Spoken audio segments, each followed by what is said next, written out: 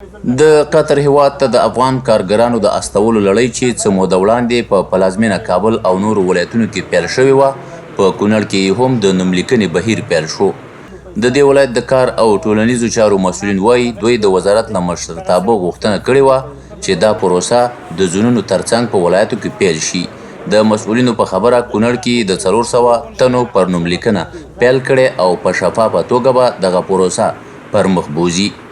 یو کال مخکې د کار ملي کنفرانس نو د هغې په تعقیب سره الحمدلله نن هغه د هیوادوال د دغې شاهدان دي چې د دغې یو پروسه چې هغه د قطر شاهي هیواد ته د کارګرانو د لیږد پروسه ده، نو الحمدلله دا په ډیره نورمال او ښه شکل روانه ده.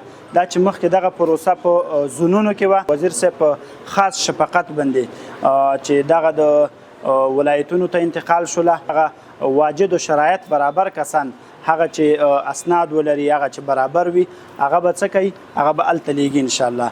هغه ځوانان چې د نوملیکنې مرکز ته راغلي وایي خوښ دي چې حکومت ورته په نورو هیوادونو کې د کار موقع برابروي.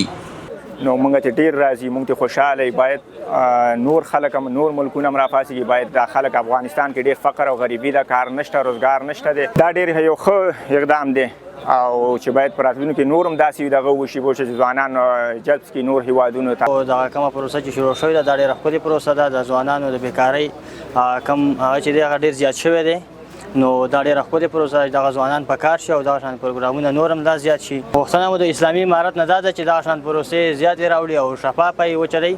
دغه کم ځوانان چې بېروزګاره دي سره چل ول ونه شي، ځکه غریبانان دي، کاروبار نشته دی.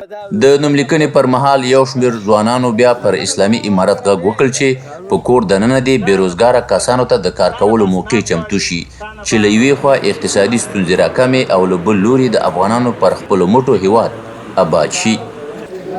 زمونږ د اسلامي امارت څخه غوښتنه دا ده چې تر څو کور دننه موږ ته د ځوانانو لپاره د کار زمینه برابره کړي او خارجي هیوادونو سره د نورو شرکتونو یا د خارجي مؤسساتو سره په تماس کې شي او موږ ته کور دننه د ځوانانو لپاره کار زمینه برابره کړي. زما د اسلامي امارت نه دا هیله ده چې داخل په افغانستان کې موږ ته کار برابر کړي.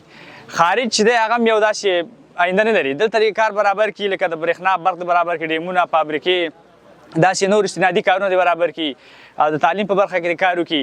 د یادولو وړ ده د قطر هېواد ته د کارګرانو د لیږد نوملیکنې پروسه به تر 4 ورځو دوام وکړي.